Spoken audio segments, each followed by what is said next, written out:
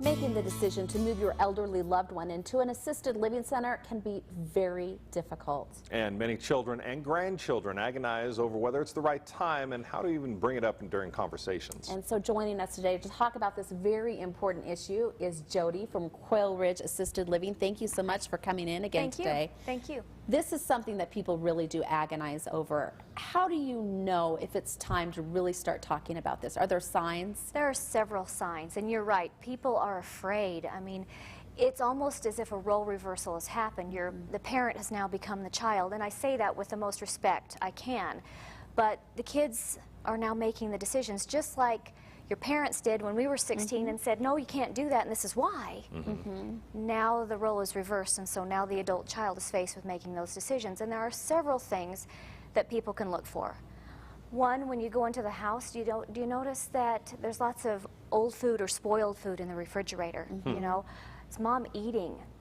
Are you noticing some weight loss? For starters, that's a huge telltale sign when you're starting to see depression. Not only when they're not eating, but it's also a telltale sign of depression sometimes. That is another huge sign, is depression. You know, people become isolated and lonely sometimes in their home, and depression is a huge debilitating factor for folks. Other things, are you noticing that your parents are forgetful? Are they forgetting that they had a doctor's appointment? Are they forgetting to take their medications? I mean, when you go in the house, are you noticing medications on the floor or the bottles put away? You know, are they taking them correctly? When you do ask mom, you know, are you taking your medications? Can she tell you what she's taking?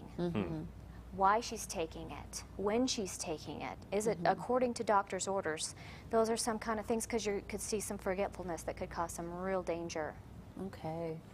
So if we see these signs and we see this is happening to our mom, to our dad, to both, how do we start to bring up the idea of assisted living?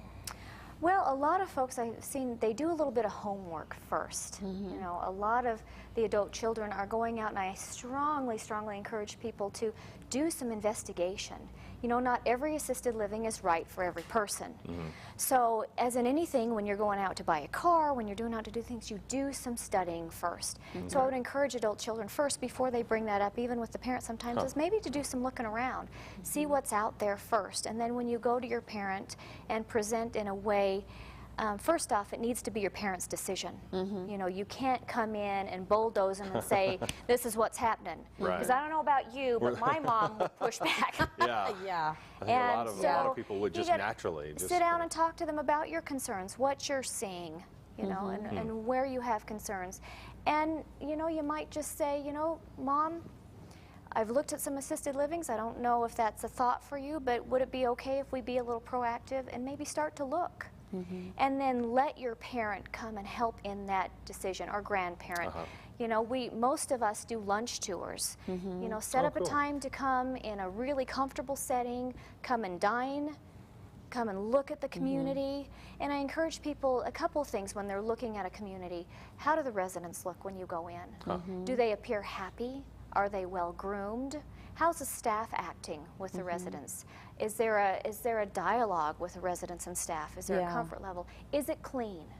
Well, and a lot of people think, okay, life is ending if I have to sell my home, but there's a lot of freedom that can come from moving into an assisted living yes, center. and we touched on that a little bit before. A lot of independence can come. I've had people come to me and say, you know, I feel like a prisoner in my own home because I no longer drive. My kids are out of town. You know, all these kind of things happening, and when they come into an assisted living community, most of the time they get a driver to take them places. They inherit a chef to cook some food. The social aspect of assisted living is so incredibly huge. I think it's every bit, that social piece is every bit as important as medications, because people people are living. They want to enjoy. If anybody has any questions about this, can they give you a call? Please give me a call. Anytime. Great. Okay, fantastic. Thanks a lot, Jodi. Thank you. Thanks.